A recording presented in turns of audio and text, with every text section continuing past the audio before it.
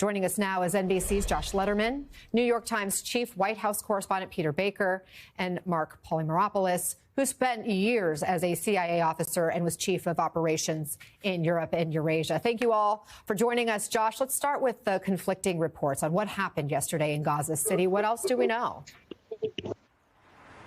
Well, Anna, we frankly may never know with full certainty exactly what transpired early yesterday morning in Gaza City as desperate Palestinians were awaiting badly needed humanitarian aid. The dispute right now really centers on the timing of when Israeli troops opened fire. Was it before or after a chaotic situation emerged that could have led those troops who were there guarding a checkpoint potentially feel threatened and open fire, which is the Israeli version of events. Now, that Palestinian witness who spoke to NBC News says before the convoy ever even reached this checkpoint area, Israeli troops began shooting at Palestinians, killing many of them. Now, Israel has released some drone footage of this sequence of events, but frankly, it does not make things very much clearer because that footage does not show the actual moment when Israeli troops began firing on Palestinians. And there's also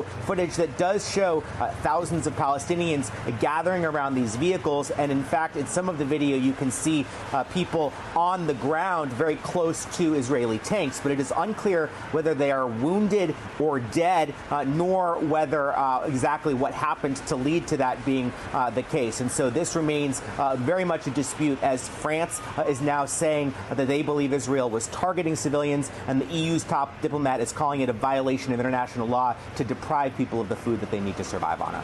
Peter, President Biden said earlier this week he was hopeful that there would be a deal by Monday, a hostage deal, ceasefire deal, but then he started to walk that back yesterday. How does this incident now complicate the ceasefire talks? Well, any incident like this, of course, inflames passions and makes it harder for negotiators to be able to put their differences aside in order to create a deal. But I think that if there is momentum in these talks, and that's an open question, then that should still probably continue. The question is whether or not the two sides really want to make a deal. And you can see each side in this, making maximalist statements at times in order to maybe leverage negotiations or play to their domestic constituencies. That doesn't necessarily tell us where things are in the negotiations. It's hard to tell. This is all behind closed doors. But you're right that the optimism that the president expressed on Monday during his stop in New York, at the moment anyway, 4 days later, we don't see the fruits of what he thought he was going to see. Mark, could what happened yesterday in Gaza City actually push the U.S. to take some actions they were not previously considering?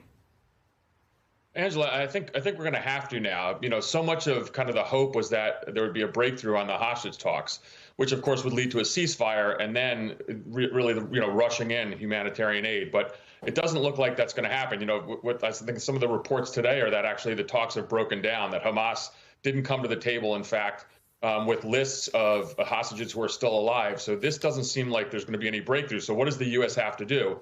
I think you're going to see over the next several days, and you're going to see announcements from the White House as well, that we're going to consider things like airdrops of humanitarian aid from U.S. Air Force aircraft, and also perhaps opening some kind of maritime corridor, meaning ships off the coast of Gaza. At times there are unforeseen circumstances, tragedies like this that can spur change. I think the status quo can't remain in terms of the humanitarian situation, and the U.S. is going to take, in a sense, some unilateral action with Israelis, okay, but I think the U.S. is going to have to act now.